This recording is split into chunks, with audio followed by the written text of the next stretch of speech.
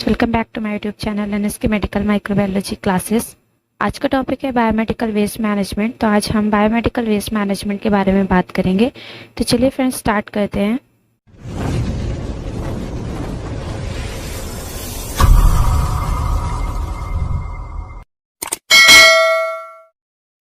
First slide पे definition बताएंगे biomedical waste की कि जो भी बायो हजार्ड वेस्ट होता है कहाँ से ये वेस्ट प्रोड्यूस होता है।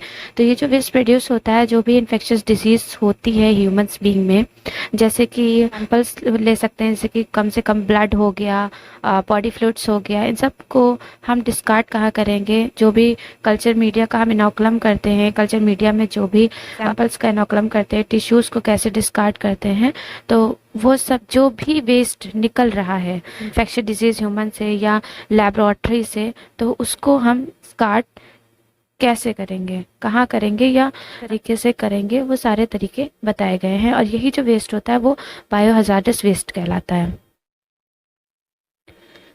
नेक्स्ट डेफिनेशन है बायोमेडिकल वेस्ट का मतलब होता है किसी भी तरह का वेस्ट जो कि डायग्नोसिस के टाइम पे, ट्रीटमेंट के टाइम पे या इम्यूनाइजेशन के टाइम पे, जब भी आप ह्यूमन बीइंग को इम्यूनाइजेशन दिया जाता है यानी वैक्सीन वगैरह दी जाती है, जब उनका ट्रीटमेंट किया जाता है, डायग्नोस किया जाता है, तो उसमें से जो उनसे वेस्ट निकलता है, जो भी शार्प वेस्ट हो गया या ब्लड हो गया या कॉटन हो गया या टिश्यू हो गया, कुछ भी वेस्ट हो गया, उस वेस्ट होता है, उसी को हम लोग बायोमेडिकल वेस्ट बोलते हैं। रिसर्च एक्टिविटीज के दौरान कोई भी वेस्ट जनरेट हुआ तो उसे हम बायोमेडिकल वेस्ट की कैटेगरी में रख।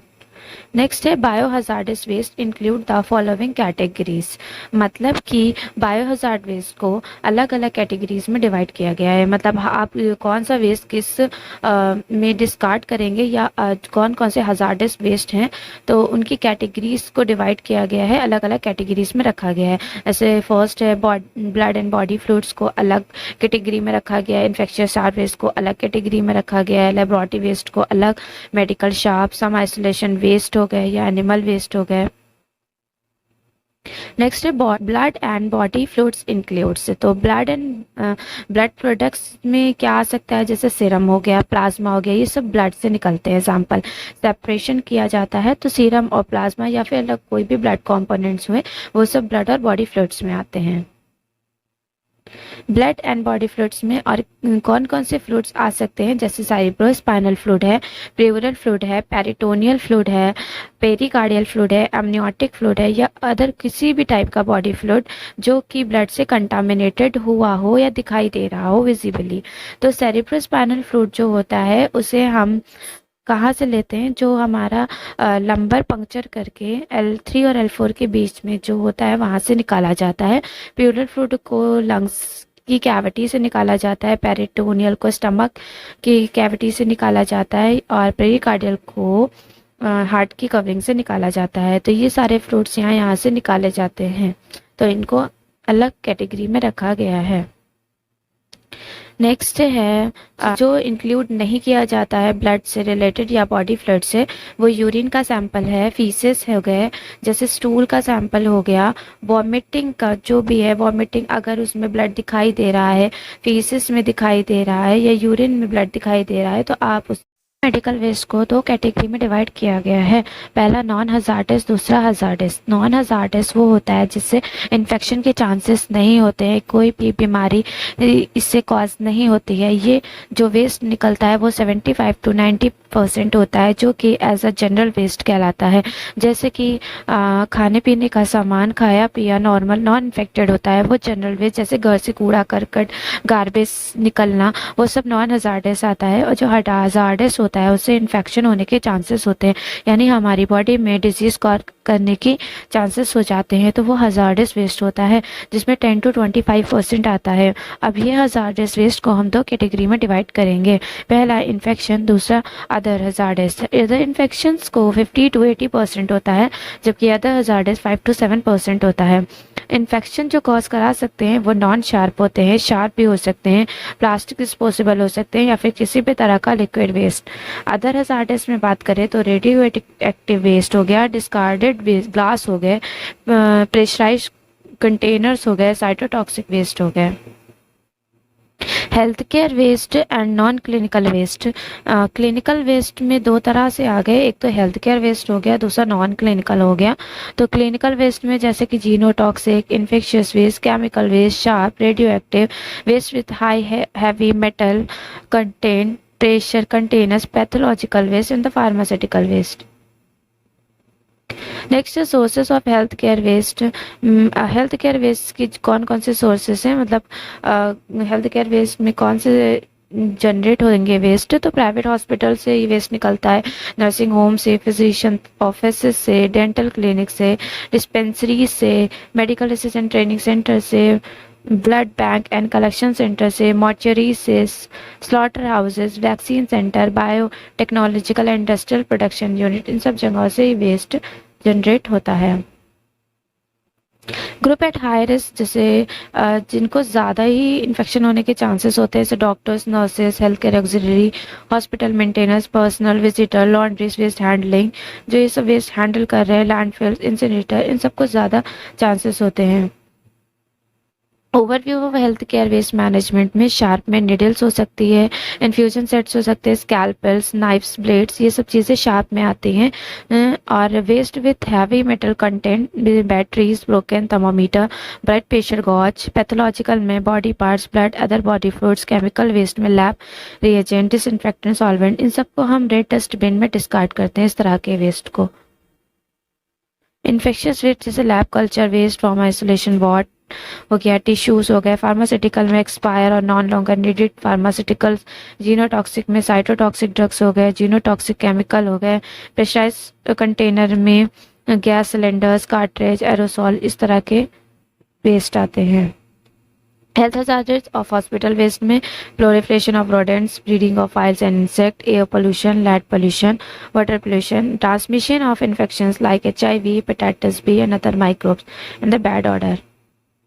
ट्रीटमेंट टेक्नोलॉजी में सबसे फर्स्ट स्टेप है इंसिनरेशन का, जिसमें हाई टेम्परेचर रहता है और ड्राई ऑक्सीडेशन प्रोसेस होती है, जो ऑर्गेनिक और कंबस्टिबल वेस्ट को रिड्यूस करती है। इसमें इनऑर्गेनिक और इनकम्बस्टिबल मैटर से कंबस्टिबल वेस्ट में रिड्यूस करती है, और उसका रिजल्ट जो होता है इसमें ये हो जाता है कि जो वेस्ट होता है उसका अमाउंट जो होता है वो कम हो जाता है, और उसका वेट, वॉल्यूम, ये सब चीज़ें जो होती हैं सिग्निफिकेंट अमाउंट में जो वेस्ट का रिडक्शन हो जाता है इंसिनरेशन टेक्निक से।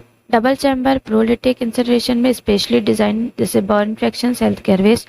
सिंगल चैम्बर फर्नेसेस में स्टैटिक ग्रेड यूज, जैसे पायरोलिटिक इंसिनरेशन, ये सब अफोर्डेबल नहीं होते हैं।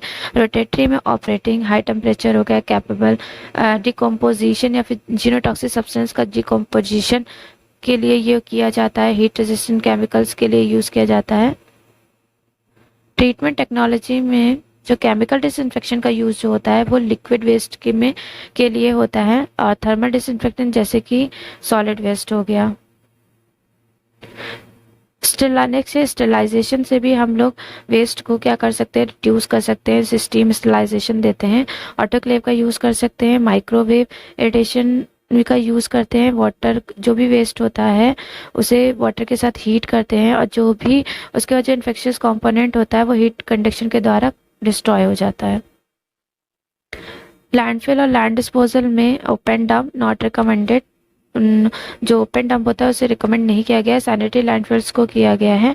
इन्फेक्शियस वेस्ट या फिर स्मॉल क्वांटिटीज जैसे फार्मास्यूटिकल वेस्ट हो गया, ये सब एक्सेप्टेबल है। इससे लैंडफिल्स, मतलब कि ये लैंडफिल तरह की प्रोसेस होती है जिससे वेस्ट को डिस्ट्रॉय करते हैं। Biomedical waste management in India, 4 तरह की डस्टबिन यहाँ पे दिखाई गई हैं आपको, जिसमें आपको हर एक जो वेस्ट निकलेगा उसको आपको कहाँ पे डिस्कार्ड करना है। तो वाइट में आप glasses, needle, surgical blades, scalpels, ampoules and lancets, इस सबको ऐड करेंगे, ये सब डालेंगे, डिस्कार्ड करेंगे। जबकि रेड डस्टबिन में हम लोग संक्शन, यूरिनरी कैथेटर्स, ट्यूब्स हो गए, IV सेट हो गया, ग्लूकोज बॉटल्स हो गई, जितना भी कंटामिनेटेड वेस्ट होगा वो सब रेड में जाएगा। ब्लैक में आपको डिकंटामिनेटेड डिस्कार्ड करेंगे, जैसे मेडिसिन, वेस्ट पेपर, फ्रूट्स के पील्स हो गए, ये सब आप ब्लैक में डालेंगे। येलो में आपको cotton, dressing bags, paper, human anatomical microbiological waste जो भी होगा, कल्चर इनोकुलेशन प्लेट्स वगैरह, जो मीडिया है इनोकुलम वाला, वो सब आप येलो में डिस्कार्ड करेंगे। नेक्स्ट है येलो में इंसिनरेशन और डीबर्न होता है, मतलब कि जो येलो से निकलने वाला मटेरियल होता है उसका इंसिनरेशन या फिर डीबर्न किया जाता है उसको। और रेड में ऑटोक्लेव, रेड से निकलने वाला जो भी मटेरियल होता है उसे ऑटोक्लेव करते हैं, माइक्रोवेव करते हैं या फिर केमिकल ट्रीटमेंट देकर उस वेस्ट को डिस्ट्रॉय करते हैं। ब्लू बैग में जो जाता है उसे डिस्ट्रक्शन टेक्निक्स से, मतलब ब्लैक डिस्पोजल, जो भी लैंड फिलिंग की जो प्रोसेस होती है वो की जाती है। जो भी ब्लू में, जैसे कांच की बोतल वगैरह हम लोग ब्लू में डिस्कार्ड करते हैं तो उसका डिस्ट्रक्शन जो होता है वो लैंड फिलिंग के द्वारा होता है। Handling of biohazard is waste first generation, second waste segregation and the third is collection. सबसे पहले जनरेट होगा, उसका सिग्रीगेशन करेंगे, किसको कहाँ पे डिस्कार्ड करना है, सिग्रीगेट करेंगे और फिर कलेक्शन करेंगे उसका। हैंडलिंग ऑफ बायोहजार्डस वेस्ट, उसके बाद ट्रांसपोर्टेशन है। फर्स्ट स्टेप में जैसे कि मैंने बताया जनरेट होगा, फिर सिग्रीगेशन किया जाएगा, उसका कलेक्शन होगा और फिर उसके बाद ट्रांसपोर्टेशन होगा, उसको स्टोर किया जाएगा, बाद में ट्रीटमेंट या फिर डिस्पोजल होगा। Role of nurse in biomedical waste management में regular visit to all wards and high risk unit, ensuring that sample जैसे ब्लड, स्टूल, यूरिन एक्सेट्रा सब कलेक्ट करेंगे और सेफली डिस्पोज करेंगे। Monitoring and supervising the staff either they are doing safe disposal of waste colour coded. Next है prevention of hospitals acquired infection by following universal precaution.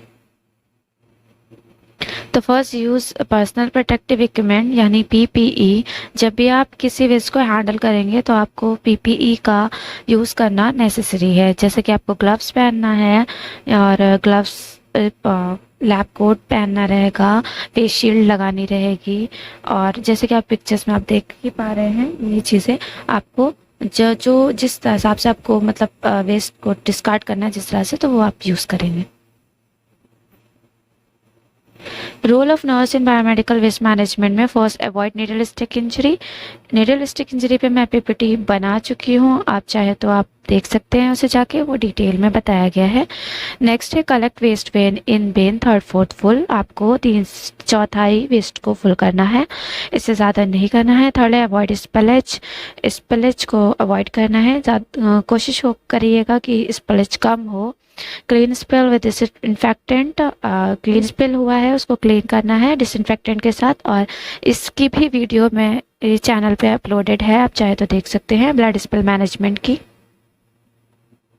Precautions taken during biomedical waste management में first never overload bins used for storing biomedical waste, ज़्यादा overload नहीं करना है। General waste to be put in black container, general waste को black container में ही डालना है, रेड में या ब्लू या येलो में डिस्कार्ड नहीं करना है।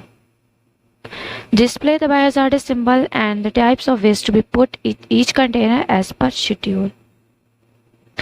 Never transfer sharp directly from person to person. Single handling करनी है, दो हाथों का यूज नहीं करना है। Do not inhale chemicals directly, always use mask while handle such biomedical waste.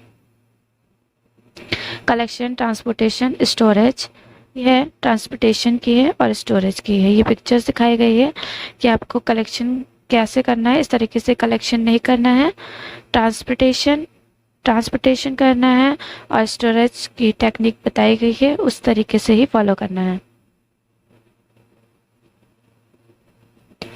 Thank you for watching. अगर आपको हमारी वीडियो अच्छी लगी हो तो आप प्लीज़ इसे लाइक करें, शेयर करें, सब्सक्राइब करें और बेल आइकन को दबाना मत भूलें ताकि आपको हमारी आने वाली वीडियो की अपडेट मिलती रहे।